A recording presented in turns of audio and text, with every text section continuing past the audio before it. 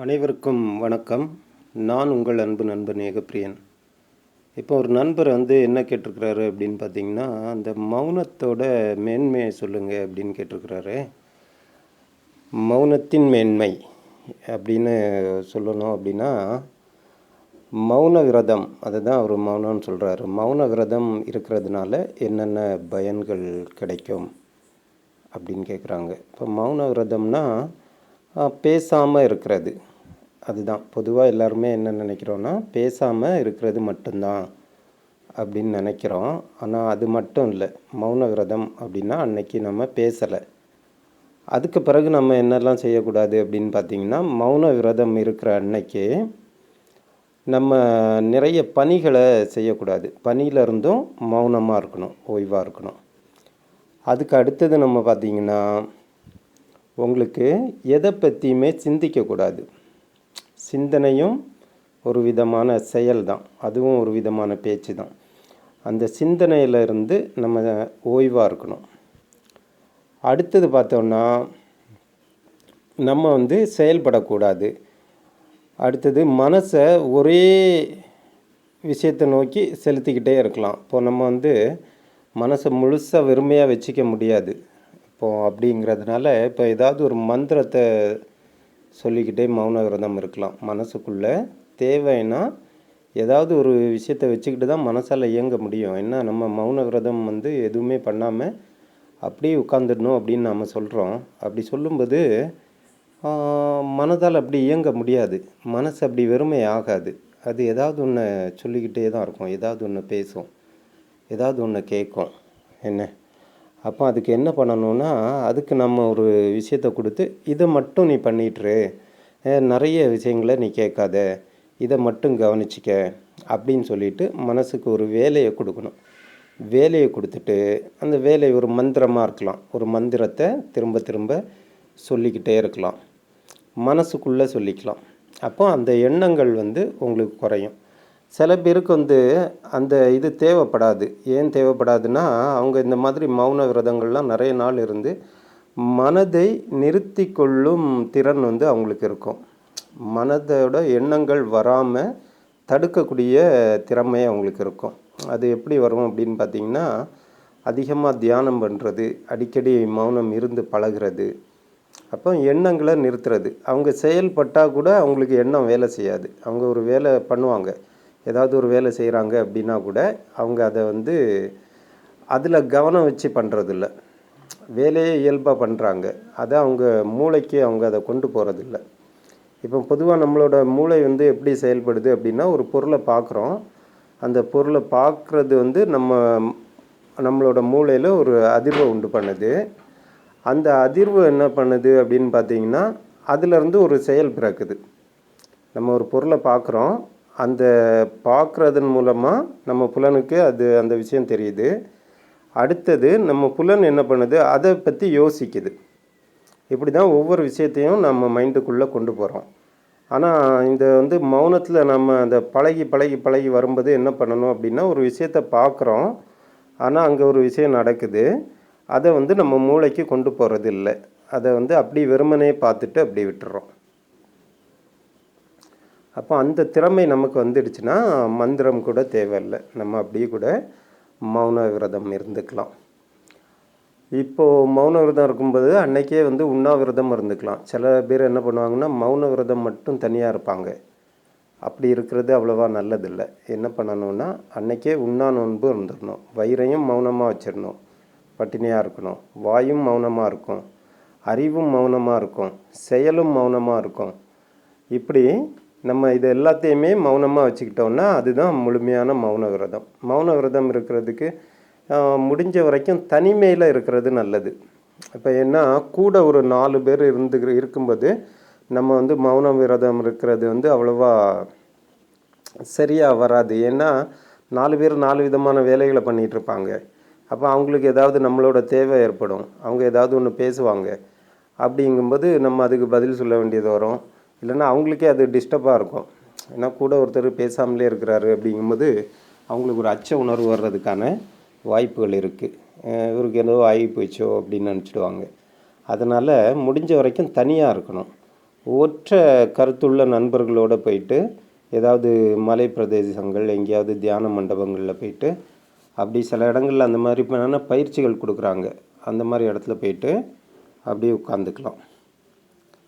இது நம்ம மௌன விரதம் பண்ணுறதுக்கான அடிப்படை. அடுத்தது அந்த மௌன விரதம் பண்ணுற நாள் நம்ம என்ன பண்ணணும் அப்படின்னு பார்த்திங்கன்னா, பொதுவாக மனசை ஓய்வாக வச்சுக்கணும், உணவு எடுத்துக்கக்கூடாது. அதுக்கு பிறகு பார்த்தோன்னா நம்மளோட எந்த செயல்களையும் பண்ணாமல் இருக்கணும், எந்த சிந்தனையும் இருக்கக்கூடாது. இது அடிப்படையாக நம்ம சொல்லிட்டோம். இப்படி நம்ம மௌன விரதம் இருந்தால் நமக்கு என்ன கிடைக்கும் அப்படின்னு பார்த்தோன்னா, புலன்களுக்கு பூரணமான ஓய்வு கிடைக்கும், நாடி நரம்புகளுக்கெல்லாம் ஓய்வு கிடைக்கும். இப்போ நம்மளோட உணவில் பெரும் பகுதியை எது எடுத்துக்குது அப்படின்னு பார்த்திங்கன்னா, நம்மளோட மூளை தான் எடுத்துக்குது. நம் மூளைக்கு தான் ஒரு நுண்ணிய நிறைய தாது உப்புகள், விட்டமின்கள், புரோட்டீன், நிறைய கொழுப்பு இதெல்லாம் நம்ம மூளைக்கு தேவைப்படுது. ஏன்னா அது இடையறாது பணி செஞ்சுக்கிட்டே இருக்குது. இப்போ மௌனத்தில் நம்ம என்ன பண்ணுறோம், அந்த வேலையை நிறுத்துகிறோம். என்ன உணவும் எடுத்துக்கிறது இல்லை, அதுக்கு நம்ம வேலையும் கொடுக்கறதில்ல.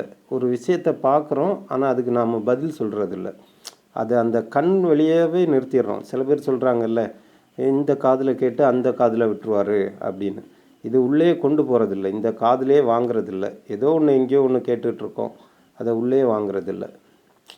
அதுதான் மௌன விரதம். சரி, இந்த மௌன விரதம் நம்ம எப்படி பண்ணலாம் அப்படின்னா, ஏதாவது ஒரு நாள் காலையிலேருந்து, இன்றைக்கி காலையிலேருந்து அடுத்த நாள் காலையில் வரைக்கும் வச்சுக்கலாம், மௌன விரதம் பண்ணலாம். அப்படி இல்லைன்னா பாதி நாள், அதாவது காலையில் 6 மணிலேருந்து ஈவினிங் ஒரு 6 மணி வரைக்கும் மௌன விரதம் எல்லாத்தையுமே மனசு, உடம்பு, வயிறு எல்லாத்தையுமே அப்படி ஓய்வாக வச்சுக்கிட்டு இருக்கலாம். ஏதாவது நம்மளால் முழுசாக அப்படி இருக்க முடியலன்னா ஏதாவது ஒரு சிந்தனை, ஏதாவது ஒரு மந்திரம், அதை மட்டும் வச்சுக்கிட்டு மௌன விரதம் இருக்கலாம். இப்போ முதல்ல அந்த மௌன விரதம் இருக்கிறவங்க என்ன பண்ணலாம் அப்படின்னு பார்த்தீங்கன்னா, ஒரு பாதி நாள் இருக்கிறது தான் நல்லது. காலையில் 6 மணிலேருந்து ஈவினிங் 6 மணி வரைக்கும். அதை சில பேர் முழு நாள்னு சொல்லுவாங்க. காலையில் 6 to 6 முழு நேரம் தானே அப்படின்னு சொல்லுவாங்க. அந்த மாதிரி இருந்துக்கலாம். ஒரு வேளை மௌன விரதம் அப்படி கூட இருக்கலாம். எப்படின்னு பார்த்திங்கன்னா, காலையில் ஒரு 6 மணிலேருந்து ஒரு மத்தியானம் ஒரு 1 மணி வரைக்கும் அந்த மாதிரி கூட ஒரு மௌன விரதம் அனுசரிச்சுக்கலாம். இது கொஞ்சம் கொஞ்சமாக பயிற்சி வரும்போது நம்ம ஒரு நாள் முழுக்க, அப்புறம் இன்னொரு நாள் சேர்த்து, அந்த மாதிரி 2 நாள் 3 நாள் கூட மௌன விரதம் இருக்கலாம். இப்படி இதை இருக்கிறனால நமக்கு என்னெல்லாம் கிடைக்கும் அப்படின்னு பார்த்தோன்னா, மனசுக்கு அமைதி கிடைக்கும், நாடி நரம்புகளுக்கெல்லாம் பூரணமான ஓய்வு கிடைக்கும். அப்புறம் அதன் மூலமாக நமக்கு ஒரு அளப்பரிய ஆற்றல் கிடைக்கும் நம்ம உடம்புக்கு. அதுக்கு பிறகு பார்த்திங்கன்னா, எண்ணங்கள்லேருந்து நமக்கு விடுதலை கிடைக்கும். எண்ணங்கள் நின்று போயிடும், எண்ணங்கள் வரக்கூடிய தன்மை குறைஞ்சி போயிடும். அடுத்தது பார்த்திங்கன்னா, செயல்கள், நிறைய செயல்கள் இருக்குது. இந்த செயல்கள்லேருந்து நமக்கு விடுதலை கிடைக்கும். நம்ம எப்போவுமே ஏதாவது ஒரு பணியை செஞ்சுக்கிட்டே இருக்கிறோம், அந்த செயல்கள்லேருந்து நமக்கு விடுதலை கிடைக்கும். அடுத்தது பார்த்தோம்னா, மனசு ஒரு நிலைப்படும், மன ஒருமை நமக்கு ரொம்ப எளிமையாக கிடைக்கும். அடுத்தது பார்த்திங்கன்னா, வினையோட தொடர்ச்சி நீங்கி போகும். இப்போ விதிப்படி தான் எல்லாம் நடக்கும்னு சொல்கிறோம் இல்லையா, அந்த வினையோட தொடர்ச்சி மௌன விரதம் அடிக்கடி கடைபிடிக்கிறவங்களுக்கு இந்த வினையோட தொடர்ச்சி அறுந்து போகும் அப்படின்னு அறிஞர்கள் சொல்கிறாங்க. ஏன் அப்படின்னு சொல்கிறாங்கன்னா, இப்போ மௌனத்தில் ஒருத்தர் இருக்கிறாருன்னா அவர் செயல்படுறதில்லை, எந்த எண்ணத்தையும் உள்ளே கொண்டு போகிறதில்லை. அப்போ அவர் என்ன ஆயிடுறாரு அப்படின்னு பார்த்தீங்கன்னா, அவர் எதையுமே பண்ணுறதில்லைல்ல. அப்போ அவர்கிட்ட விதி வேலை செய்யாது, வினை வேலை செய்யாது. அவரோட வினைப்படி அவர் இன்றைக்கி அவருக்கு ஏதோ ஒரு அசம்பாவிதம் நடக்குதுன்னு இருங்களேன், என்ன, ஆனால் அவர் அதுக்கு செயல்படுறதில்ல. அவர் ஒரு இடத்துல உட்காந்துக்கிறாரு. அப்போ அவர் ரோட்டுக்கு போகிறதில்ல, அவர் யார்கிட்டையும் பேசுகிறதில்ல. அப்படிங்கும்போது அந்த வினை, அன்னைக்கு நடக்க வேண்டிய வினை என்ன ஆகிடுதுன்னா அது நடக்காமல் போயிடுது. அப்போது அந்த மாதிரி வினையோட தொடர்ச்சி அவர்கிட்ட அறுந்து போயிடும். இது ஒரு மிகப்பெரிய நன்மை.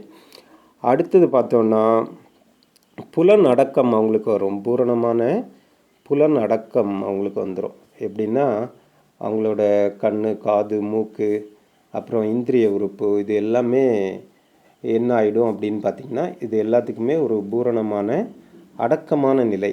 அதாவது அது எல்லாமே அவங்க கண்ட்ரோலுக்குள்ளாடி வந்துடும்.